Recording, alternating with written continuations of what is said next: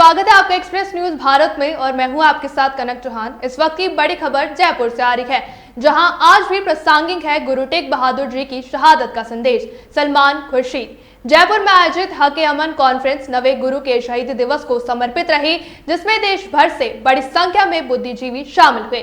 साथ ही अगला कार्यक्रम नवंबर महीने में लखनऊ उत्तर प्रदेश में आयोजित किए जाने की घोषणा की गई है। सिख समुदाय के नौवे गुरु गुरु तेग बहादुर की 350वीं शहादत के अवसर पर जयपुर में एक राष्ट्रीय सम्मेलन आयोजित किया गया। ये कार्यक्रम IMCR all India peace mission, Dalit Muslim Ekta Manch Rajasthan, केंद्रीय संघ सभा और गुरुद्वारा प्रबंधक कमेटी राजस्थान के संयुक्त तत्वावधान में आयोजित हुआ।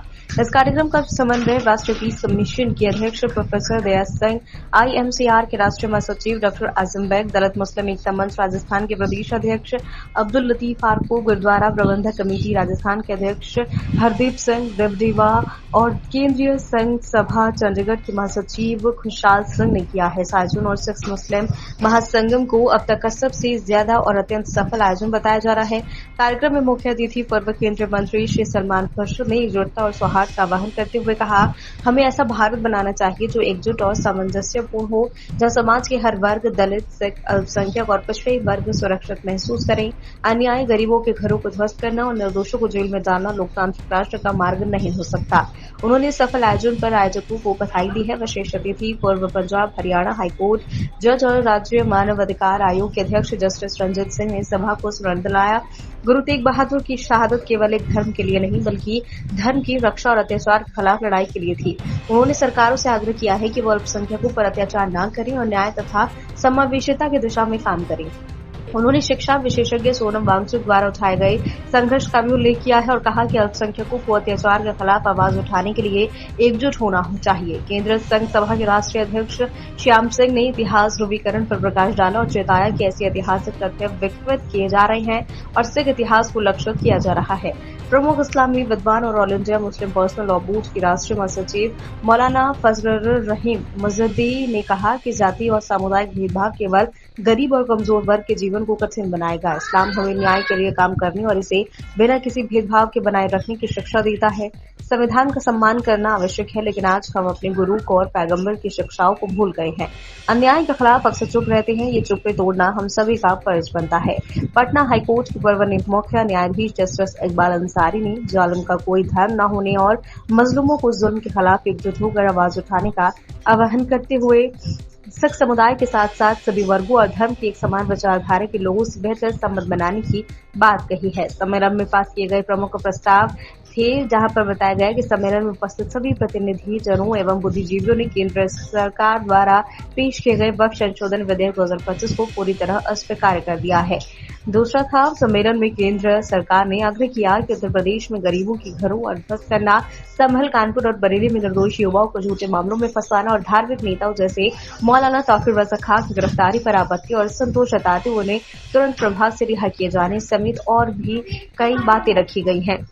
बताया जा रहा है कि जमीयत उलमा-ए-हिंद राजस्थान के उपाध्यक्ष हाफिज मंसूर अली खान, मौलाना शाहिन जमाली चतुर्वेदी, मेरठ दूरदर्शन के पूर्व केंद्र निदेशक के रतु, वरिष्ठ IRS अधिकारी पुणे महाराष्ट्र से अकरमुल जब्बार, गुरुद्वारा प्रबंधक कमेटी राजस्थान के कार्यवाहक अध्यक्ष प्रोफेसर हरदीप सिंह देवदेवा, केंद्रीय संघ सभा चंडीगढ़ के अध्यक्ष डॉक्टर खुशहाल सिंह, जमात इस्लामी राजस्थान के अमीर हल्का, जैन समाज के वरिष्ठ समाजसेवी सुदेव जैन सहित कई अन्य प्रतिष्ठित व्यक्तियों से संबोधित किया। आयोजकों द्वारा सभी मनोभाव और अतिथियों का शॉल पहनाकर स्वागत। अगर आप भारत का विवरण करें, भारत को समझने की कोशिश करें, तो यही माना जाएगा कि बहुत सारे विभिन्न सुगंध और विभिन्न रंगों के फूल हैं जो इकट्ठा एक गुलदस्ते में किए हैं, वही भारत है। एक ही रंग का फूल होता या एक ही सुगंध का फूल होता तो वो सही परिभाषा भारत की ना होती, वो भारत सही ना होता जिस भारत को हमने बचपन से जाना है, समझा है। अब कुछ लोग समझते हैं कि अगर ये बिखर जाए तो अच्छा होगा। हम समझते हैं बिखरने से हम सबका नुकसान होगा, किसी का फायदा नहीं होता। तो हम इकट्ठे रहें, एकत्रित रहें तो अच्छा होगा, देश के लिए अच्छा होगा, हम सब के लिए अच्छा होगा।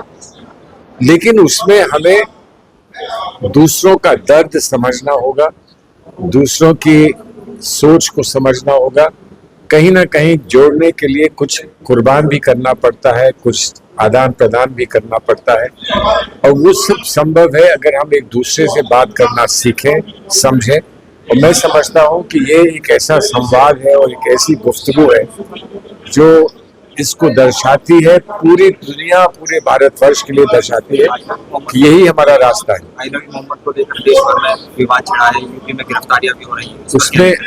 उसमें विवाद की कोई गुंजाइश तो है नहीं। कोई वाहे गुरु को मानता है, कोई मोहम्मद सल्लल्लाहु अलैहि वसल्लम को मानता है, कोई जीसस क्राइस्ट को मानता है, कोई भगवान राम को मानता है।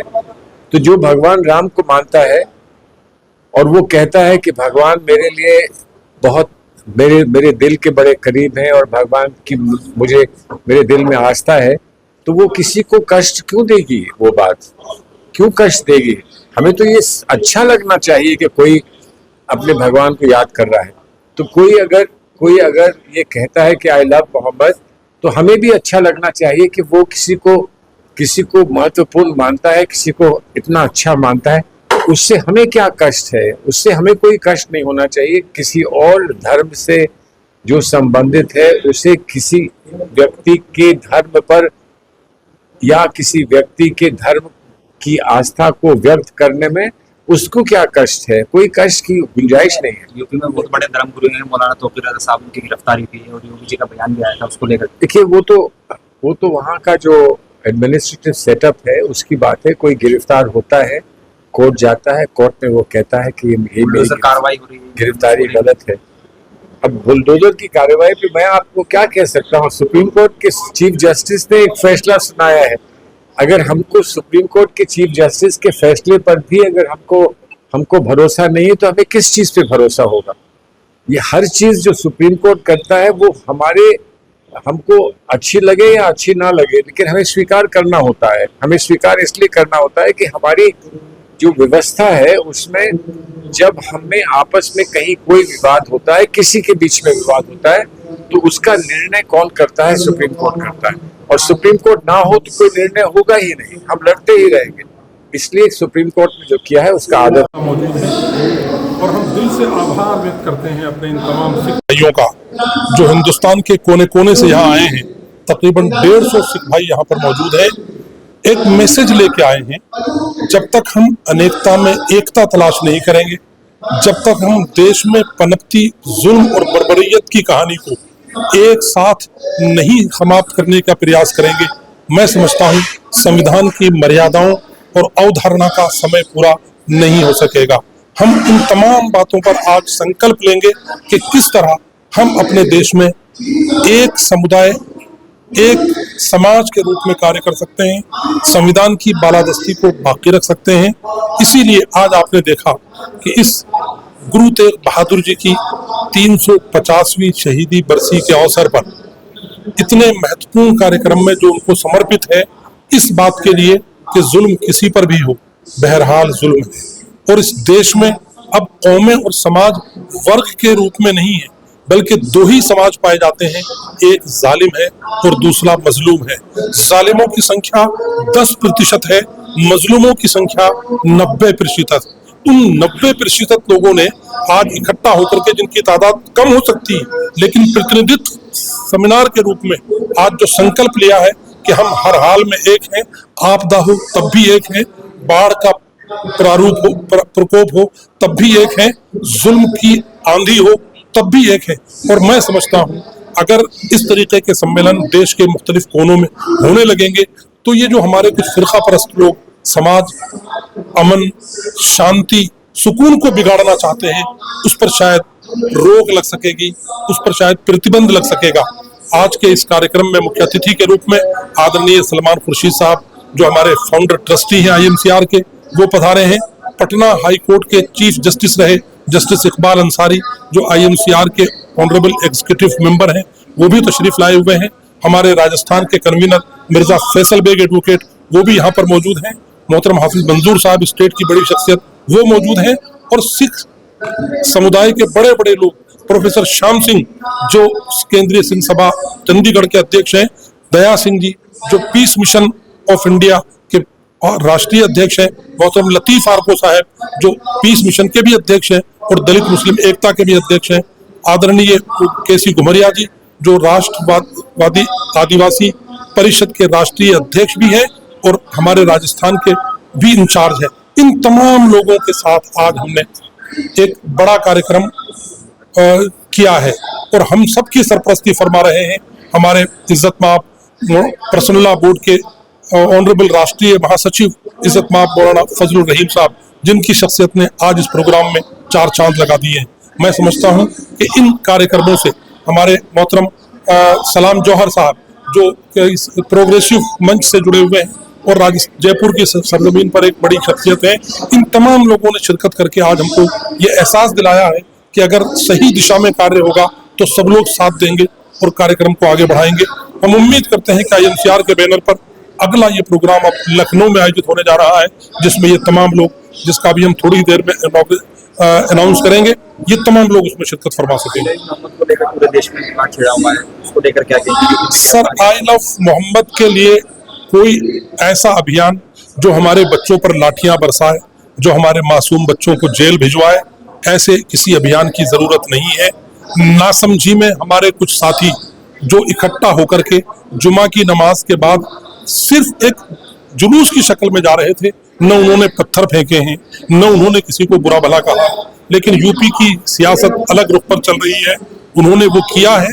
लेकिन मैं समझता हूं कि आगे हमको ऐसा कोई एहतिजाज जुलूस मोहम्मदी जुलूस निकालने के लिए, नामूस मोहम्मद अपने सर पर सजाने की चीज है, अपने दिल में, अपने अमल में लाइए, उनकी तालीमात को अपने दिल से जोड़िए, उसको सड़क पर जुलूस निकाल करके दूसरों को चिढ़ाने का काम न कीजिए। हिंदुस्तान में 99% लोग पैगंबर मोहम्मद को मानते हैं और उनकी तालीमात पर अमल करना चाहते हैं और कर रहे हैं। हम ये समझ करके कि हम कुछ लोग जुलूस निकाल करके कुछ बड़ा काम कर लेंगे, अपने तकलीफ ही पहुंचाएंगे और जज्बात को ही भड़काएंगे, उसकी कोई जरूरत नहीं है। वक्फ बिल पर जरूर हम ये बात कहना चाहते हैं कि वक्फ की तमाम तरमीमात को मुकम्मल तौर से रद्द होना चाहिए, उसके बिना हम किसी चीज पर कम पर राजी नहीं। जिस तरीके से आपने जिक्र किया कि किसी को चुराने की जरूरत नहीं, लेकिन कानपुर में मोहम्मद नबी के मौके पर निकाला जाता है, उसमें एक तख्ती पर लिखा होता है मोहम्मद, उसको लेकर जो है आप, मैं समझ गया। आपको पता है वो तख्ती किसने लगाई थी? आपको पता है वो तख्ती किसने लगाई थी? आपको पता है वो तख्ती किसने हटाई? आपको पता है वो तख्ती क्यों लगाई थी? आपको पता है तख्ती लगने के बाद जो लड़कों को भड़काया गया वो कौन थे? सब अंधेरे में है, न किसी तख्ती लगाने वाले का पता। और कोई मुसलमान इस तरीके से तख्ती लगा करके सड़क पर गिरते हुए आई लव मोहम्मद की नहीं देख सकता, जान दे देगा, लेकिन हुजूर के नाम को सड़कों पर पैर के नीचे रोंदते हुए देख नहीं सकता। ये सारी हरकतें और सियासत गलत तरीके से हमारे अपोजिट लोग कर रहे हैं, वो लोग कर रहे हैं जो माहौल को खराब करना चाहते हैं। मैं अब तक पूछ रहा हूं लोगों से, कानपुर भी मैं जाके आया हूं, बरेली में नहीं गया, लेकिन बरेली भी जाकर के आऊंगा। मौलाना तौकीर रजा खान की गिरफ्तारी गलत हुई है, उन्होंने ऐसा कुछ गलत काम नहीं किया था। इस तरीके की सियासत करके आप लोगों को भड़काना चाहते हैं और कुछ नहीं। आज तेज बहादुर मनाई जा रही है धूमधाम से, सभी वर्ग के लोग इसमें शामिल हैं, क्या कहेंगे? हमारा ये कहना है कि गुरु तेग बहादुर की शहादत आम शहादत नहीं है। ये पूरे क्योंकि जो मुगलों को जालिम के तौर पर पेश किया जा रहा है, ये बिल्कुल गलत है। गुरु नानक से लेकर गुरु गोविंद सिंह तक और बाबर से लेकर औरंगजेब तक गुरुओं के खट्टे मीठे संबंध रहे। सिख इतिहास को 3 भागों में बांटा जाए। एक है गुरु नानक से लेकर गुरु गोविंद सिंह, एक है बाबा बंदा सिंह बहादुर से लेकर महाराज रणजीत सिंह तक, और तीसरा है आजादी की मुहिम। ये 3 हिस्सों में है। इसलिए जो गुरु नानक से लेकर गुरु गोविंद सिंह तक का इतिहास है, वो बाबर और औरंगजेब के साथ हमारा कसम का लेना, हमारे उनके साथ खट्टे मीठे संबंध रहे हैं।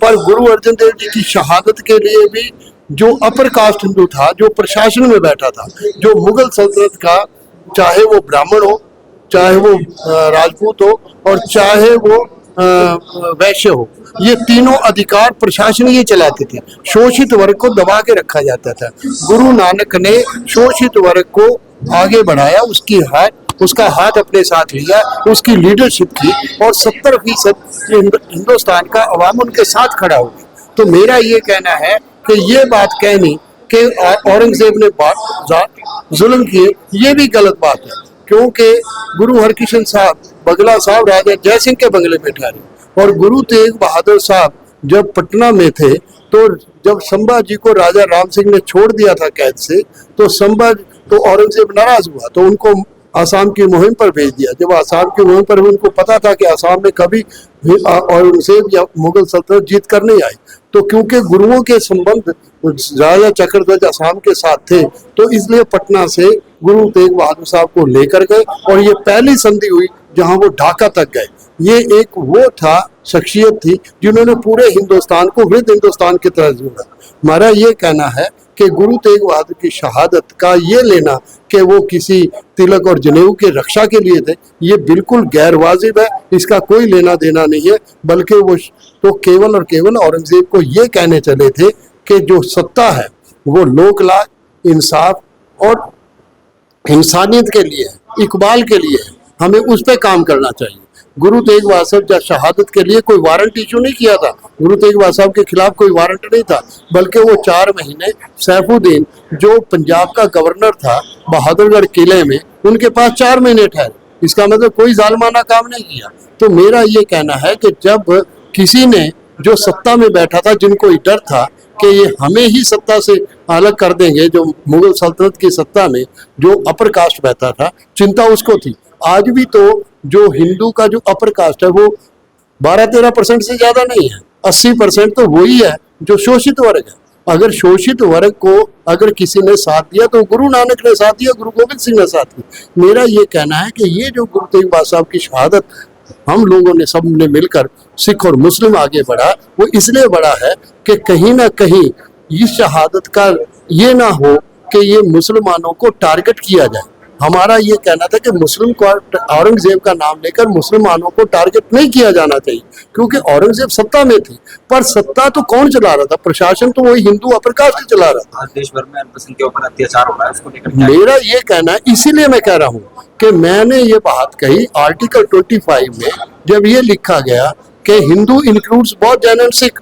बौद्ध, जैन एंड सिख तो तीनों हिंदू धारणा के खिलाफ है, उसके खिलाफ ही हुए। तो इसका मतलब है कि हिंदू कौन है? सवाल ये उठना चाहिए कि हिंदू कौन है, तो अल्पसंख्यक कैसे हुई? इसका मतलब हो सकता है हिंदू या अल्पसंख्यक हो, कि अगर ब्राह्मण, बड़े और राजपूत ही हिंदू हैं जो सत्ता में बैठे थे, बाकी तो सारा शोषित था, तो इसका मतलब वो अपने आप को अलग बहुसंख्यक कैसे? सवाल तो ये उठना चाहिए था। हमने गुरु तेग बहादुर साहब की शहादत को सामने रखकर लोगों के बीच में कहा कि ये हिंदू को डिफाइन किया जाए, हिंदू की परिभाषित किया जाए, और किसी को क्या इतराज हो सकता है? अगर हिंदू पूरे देश का, जैसे मोहन भागवत ने कहा कि ये सारा देश हिंदू है, तो ये तो बताएं कि हिंदू कैसे कैसे किसे कहते हैं, हिंदू को डिफाइन कर दें। तो हमारा ये कहना है कि आज का जो गुरु तेग बहादुर साहब की जो सेमिनार है, जो हक के अमन, राइट टू पीस के लिए रखा गया है, हमारा ये कहना है कि पूरे देश भर में शांति और अमन का माहौल पैदा। आने वाले दिल्ली के मुख्यमंत्री ने अभी अनाउंस किया है कि स्कूलों में जो है RSS की किताबें भी पढ़ाई जाएंगी, उसको लेकर मैं ये कहता हूँ, यही तो मैं कह रहा हूँ कि NCERT की किताबों में आप बाबर, अकबर और औरंगजेब को बाहर निकाल रहे हैं, तो अगर वो बाहर निकल जाएंगे तो सिख इतिहास भी खत्म हो जाएगा, फिर सिख इतिहास कहाँ रहेगा? इसका मतलब आप सिख इतिहास को मिटाने, इसका मतलब है कि मुख्यमंत्री को ये समझना चाहिए कि आप करना क्या चाह रहे हैं। आप स्पष्ट तो हो, आप क्या करना चाह रहे हैं? आपने औरंगजेब का, औरंगाबाद का नाम संभाजी नगर रख दिया, तो हम ये बोल रहे हैं, कोशिश कर रहे हैं। हाँ जी, सत्ताधारी जो है वो एकता को तोड़ने मैं यही कह रहा हूँ कि इस समय सिख और मुस्लिम को और बाकी जो शोषित समाज है उसको नजदीक आना चाहिए। ये रास्ता क्यों? आने वाले दिनों में बड़े आयोजन किए जाएंगे सिख मुस्लिम द्वारा। अकेला सिख मुस्लिम का, मैं तो हैरान हुआ कि जब हमने ये बात की, इसको इनिशिएट किया, जो अकेले सिख यात्रा लेकर चल रहे थे, हमने उनको कहा कि ये सिख यात्रा का क्या मतलब है? हम सब लेकर चले, गुरु तेग बहादुर साहब हिंद की चादर है, हिंदू की चादर नहीं, वो हिंद की चादर पूरे देश की चादर के तौर पर। बिल मामले में अगर मुस्लिम पर्सनल लाहौर किसी रोड मैप के दौरान प्रदर्शन करता है तो उसमें सिख समाज के साथ नहीं, सवाल ये बात देखो, हर एक चीज का अपना अपना स्थान है।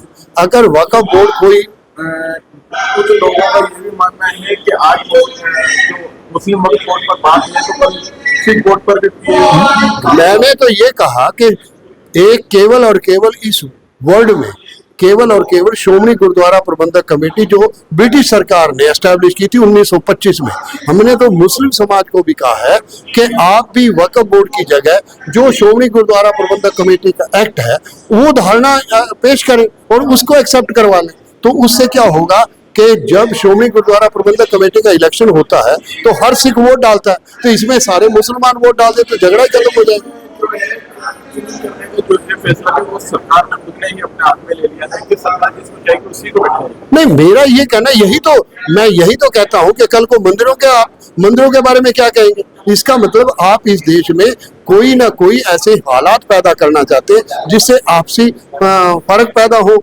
आपसी तकलीफें पैदा हो, आपसी दूरियां पैदा हो। सिख तो कड़ी का काम करता है, गुरुओं ने मुस्लिम और हिंदू के बीच में कड़ी का काम किया और आज अगर इस कड़ी को तोड़ दें तो फिर कहाँ खड़े होंगे, तो डायरेक्ट हो जाएगा कंटेस्ट। इसमें आइदर मोहम्मद को लेकर गिरफ्तारियां भी हो रही हैं, आप लोग भी देख रहे हैं इसको लेकर। सवाल ये है कि अगर मुस्लिम आई लव पैगंबर कहता हूँ और मैं कहता हूँ आई लव नानक, तो किसी को क्या तकलीफ हो सकती है। मैं समझता हूँ कि इन बातों को लेकर इस बात पर नहीं चलना चाहिए। मैं एक गांधी की बात कह के आपको, गांधी 1917 में चंपारण से निकले, गांधी खिलाफत मूवमेंट के साथ खड़े हो गए और जब खिलाफत मूवमेंट के साथ खड़े हुए मोहम्मद अली और शौकत अली, मोतीलाल नेहरू और गांधी बाबा खड़क सिंह के पास लाहौर चले गए। लाहौर में जब मीटिंग हुई, मोहम्मद अली जौहर के शब्द आज हमें ध्यान में रखना चाहिए, हो सकता है कि आपके माध्यम से लोगों तक पहुंचे।